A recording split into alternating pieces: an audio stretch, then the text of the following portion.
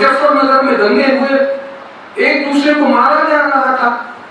हमने तय किया कि नहीं, हम सब धर्मगुरु वहां जाएंगे, शांति अमन वहां कायम करेंगे। लोगों को विश्वास नहीं हुआ, आंदोलन हो रहा था, इसलिए सर्वधर्म संसद के धर्मगुरुओं ने इकट्ठा होकर वहां जाकर वहां इसके लिए मजबूर किया और दोनों सरकारें वहां झुकी और फैसला जी का समझौता हुआ और वहां। और इस देश में एक तीसरा रास्ता, इसकी चर्चा प्राय नहीं हो रही है, उस चर्चा को आपने प्रारंभ किया है, उसके लिए मैं आपका धन्यवाद करना चाहता हूँ। सबके अपने अपने निजी ख्यालात होते हैं, उसको बदला नहीं जा सकता है।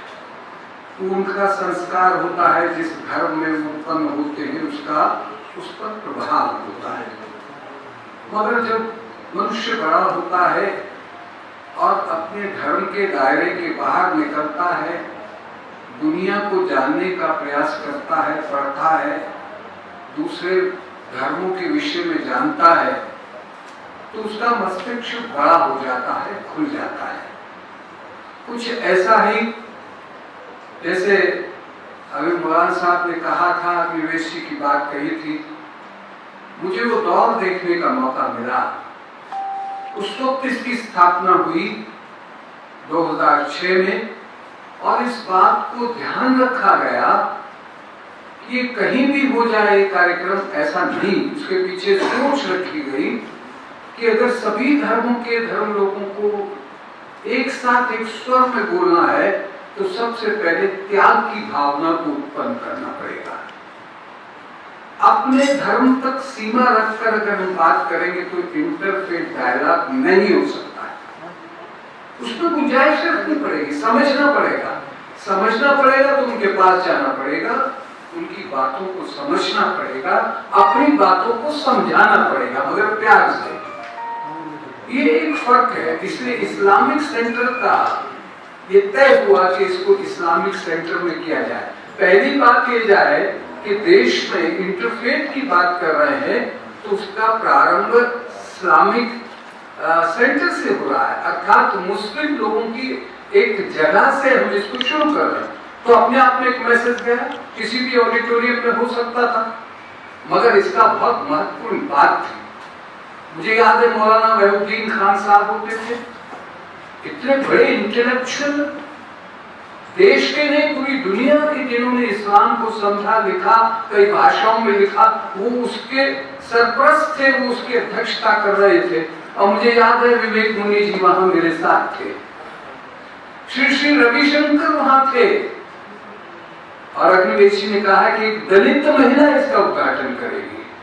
सेक्रीफाइस की बात करना चाहता हूं।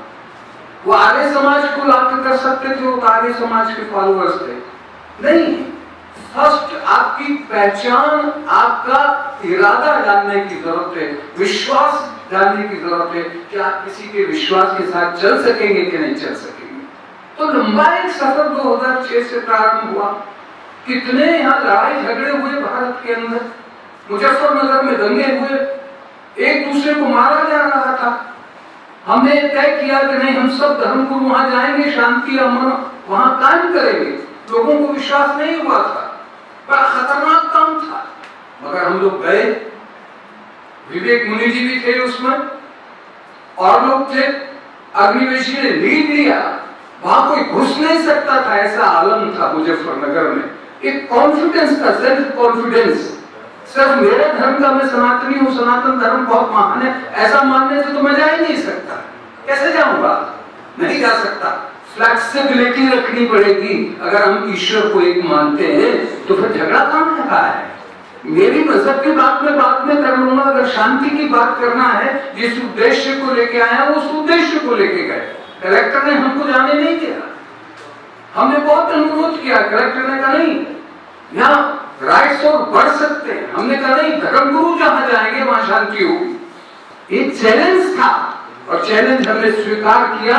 और जैसे जैसे हम कस्बों में गए, गलियों में गए, आप देखिए पुष्प वर्षा हुई, किसी ने हमारे साथ इतने सभी बदसलूकी नहीं किए। ये साक्षात हम आपको बता रहे हैं जो हमने वर्तमान में देखा। और जब वापस आए तो उसी कलेक्टर को ये मानना पड़ा कि आपके जाने से सारे संबंध सुधर गए हैं, शांति हो गई। उन्होंने अपने ऑफिस में हमको चाय का प्याला पिलाया।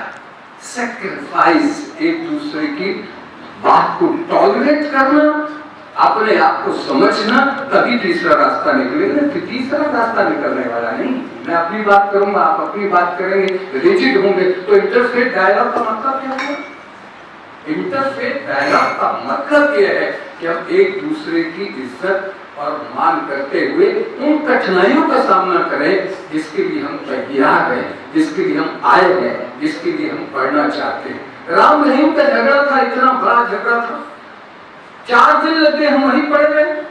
चौथे दिन समझौता हुआ और राम रहीम से लिखवाया, जब गुरु गोविंद सिंह जी का लिबास तुमने पहना है, तलवारें एक दूसरे की खिंची हुई थी, यहाँ अमन चाहिए। अमन हुआ। रेल की पटरी पर लाशें पड़ी थी, जब गुर्जर आंदोलन हो रहा था, इसलिए सर्वधर्म संसद के धर्मगुरुओं ने इकट्ठा होकर वहां जाकर वहां इसके लिए मजबूर किया और दोनों सरकारें वहां झुकी और फैसला जी का समझौता हुआ और वहां ये हो गया। इंटरफेथ करना आज तो फैशन लग रहा है, कोई भी इंटरफेथ की बात कर रहा है। मैं बहरीन की बात कर रहा हूँ। बहरीन एक मुस्लिम देश था, मुझे जाने का सौभाग्य मिला। बहुत बड़ी कॉन्फ्रेंस थी, वर्ल्ड कॉन्फ्रेंस। स्वामी जी भी मेरे साथ थे, मैं था, इंजीनियर साहब। वहां ये था कि आप धर्म ग्रंथ नहीं ले जा सकते, इस्लामिक कंट्री। मगर एक गलत बात है, होगा, उनका अपना सिस्टम होगा, मगर उन्होंने हमारा अपमान नहीं किया। हमारे स्वामी जी सत्यार्थ प्रकाश, जो आर्य समाज की पुस्तक है, उसको लेकर गए थे और जब चेक हो रहा था तो किताब सामने निकली, उन्होंने किसी ने विरोध नहीं कहा, किसी ने कुछ नहीं कहा।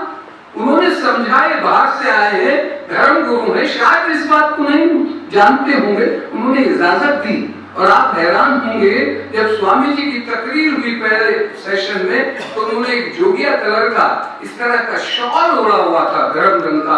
तो उन्होंने वहां के जो बादशाह थे, जिनकी अध्यक्षता में हो रहा था, उनको उतार के पहनाया और सत्यार्थ प्रकाश उनको भेंट किया। आप जान के हैरान हो जाएंगे कि उसी मुस्लिम कंट्री के, उस देश के चीफ ने उसको ऐसे सर पे लगा के रख लिया और उस शाल को 3 दिन तक ओढ़े रखा। यह है इंटरफेथ। वो कहते कि नहीं, मेरा मजहब तो उसकी इजाजत नहीं देता।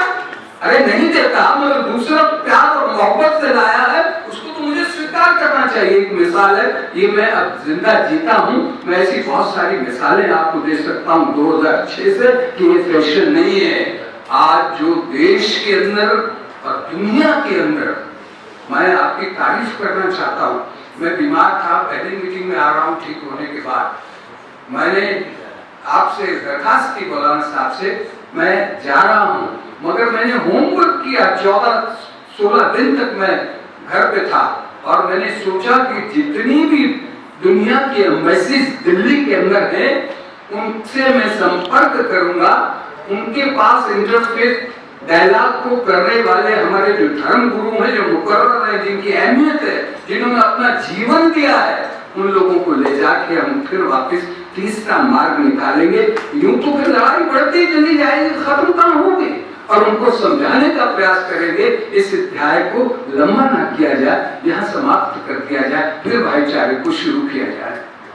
और मैं हैरान हो गया कि मेरे अंदर की बात जो थी, मेरे भाव जो थे 10-12 दिन के, उसको ईरान की सरकार ने, ईरान कल्चर सेंटर ने उसको एक जामा में फैला दिया। अचानक आपका निमंत्रण आया और मैं खुश हो गया कि मैं जो चाहता था उसका प्रारंभ हो गया। तो एक क्रेडिट मैं ईरान की सरकार को देता हूँ, ईरान के आपकी मोहब्बत की दाद देता हूँ कि आप दुनिया में इंसानियत को कायम करने के लिए महज पहला देश है जो आकर भारत से एक नई ज्योति जलाने के लिए आपने हमको तैयार किया है, हमारा साहस बढ़ाया है। हम आपका अभिनंदन करते हैं। और मैं अधिक नहीं कहना चाहता, मैं कहना चाहता हूँ सर्वधर्म संसद जो भारत की है वो कमजोर नहीं है, कभी कभी कमजोर हो जाती है। विवेक मुनि जी बहुत सुंदर बात है, आर्थिक किसी से रुपया नहीं लेते, पैसा नहीं लेते, चंदा नहीं लेते, अपनी गाड़ी खर्च करके, अपनी टिकट खर्च करके कोई कर देता है तो उसकी मेहरबानी। हम जाते हैं पूरे भारत में भ्रमण करते हैं। जमात-ए इस्लामिया हिंद ने मुझे पूरे साउथ भारत में भेज दिया, अकेला हिंदू, और मेरे सारे मुसलमान भाई हजारों की संख्या में बैठते थे, अपनी बात कहते थे। जो बात कहता था आज वो सिद्ध हो गई और मेरा मुसलमान भाई उसको कहता है, तो फिर नफरत कहां से पैदा हो गई? नफरत होती है जब कोई कहता है, उसको रोकते नहीं, हम अपनी बात नहीं कहते। मोहब्बत का पैगाम भी जब हम सहते हैं वह हम पाप करते हैं। मैं आप सबसे दरखास्त करना चाहता हूँ, थॉमस साहब बड़े पुराने हमारे इंटरफेथ को जो कर रहे हैं, माननीय सलीम साहब स्वामी जी हमारे साथ जुड़े हैं, अभी हमारी नई मुलाकातें हैं, हमें समझेंगे, हम उनको समझेंगे। बाबा जी के साथ मेरी बड़ी लंबी डिस्कशन हुई है। बाबा जी के जो विचार हैं, और भी सिख धर्म गुरु हमारे साथ जुड़े हैं, जुड़ते रहते हैं, मगर आपका एक अलग वर्षन है कि आप निहंग संत हैं। निहंग एक अलग सोच होती है, और वो जो असली हमारे गुरुओं की सोच है उसको वो प्रकट करते हैं। मुझे बड़ा खुशी हो रही है कि आप आए हैं, आपने उनको बुलाया है, और मैं चाहता था कि हमारे जितने भी अभी आगे काम हो उसमें आ पाए। मैं अधिक नहीं कहना चाहता, क्योंकि मुझे लास्ट बुलाया इसलिए कि मैं तो एक देर से आया, तीसरी बात थी, मैं सबको सुनना चाहता था। इसलिए सुनना चाहता था, मुझे पता लगे कि हमारे अंदर अग्नि है क्या, हमारे विचार है क्या। जब तक प्रकट नहीं होंगे मैं अपनी बात कैसे कहूँगा? तो मैं आपको आशीर्वाद भी देता हूँ, ताकत भी देता हूँ, और ईरान की सरकार को धन्यवाद देते हुए ये कहता हूँ कि आज जो शुरुआत की है, मेरे दोस्त बैठे हैं, मैं उनको दोस्त के नाम से कहता हूँ कि मैं आपसे दरखास्त करता हूँ, खासतौर पर जितनी मुस्लिम एम्बेसीज हैं हमारी, आप समय लीजिए, समय मिलेगा, हम जाएंगे, ऐसी बात कहेंगे, वह अपने मुल्क में भेजेंगे कि हमारी असली भावना क्या है। असली भावना 99% आदमी भारत का क्या सोचता है, वही सोचता है जो हम सोच रहे हैं, जो बैठ की बात कर रहे हैं। चंद लोगों की बात छोड़ लीजिए, वो इधर भी है उधर भी है, आप उसमें फर्क नहीं कर सकते, एक से बढ़कर एक है। अगर उनकी तरफ जाएंगे तो ये आग थमने वाली नहीं है। हमारा काम है फायर ब्रिगेड बनना। सर्वधर्म संसद हमेशा इस तरह के अस्तों में फायर ब्रिगेड बनकर गई है, और उसे साबित किया है कि शांति, अमन, ईमान रहेगा। हम गौतम बुद्ध की बात को मानते हैं कि तीसरा मार्ग हमको लेना है, और तीसरा मार्ग है मैं, मेरा मजहब, मेरे लोग क्या सोचते हैं उसको एक तरफ रखना पड़ेगा, उनके बाद दूसरे क्या सोचते हैं उनको एक तरफ रखना पड़ेगा। हमको तो बीच का रास्ता बनाना पड़ेगा कि सभी देशों के साथ मैत्री संबंध हो, धर्म के नाम पर विभाजन न हो, क्योंकि धर्म जोड़ता है, कोई भी धर्म तोड़ता नहीं। कोई दुनिया का ऐसा धर्म नहीं है जो तोड़ता है, इंसानियत की बात नहीं करता। खुदा, वाहिगुरु, अल्लाह, भगवान सब इंसानों के लिए आया है, किसी एक मजहब के इंसानों के लिए नहीं आया।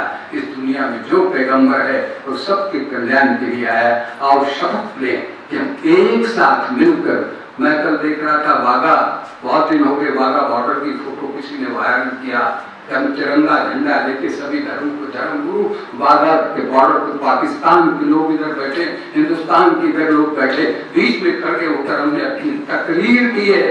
दोनों देशों की जो फौजें थी, वहाँ जो सोल्जर थे, उनके साथ बैठ के बात की है, उनके साथ बैठ के चाय पी है, तो दोनों तरफ की अवाम पर जो असर पड़ा वो कायम है, 5 साल से वैल्यू हो रहा है। ऐसा कर्म करिए जो स्थापित हो, लोग उसका अनुसरण करें, अपने तक सीमित नहीं, अपनी भावनाओं को सीमा पे रखकर दूसरे की भावना को देखते हुए मध्यम मार्ग को लेकर हम चलेंगे। मेरी बहुत आपको शुभकामना है, और आशा करता हूँ ईरान की ये एम्बेसी, ये कल्चरल सेंटर जो हमारी कला और संस्कृति, अभी बात की आपने, एक धर्म है, एक संस्कृति है।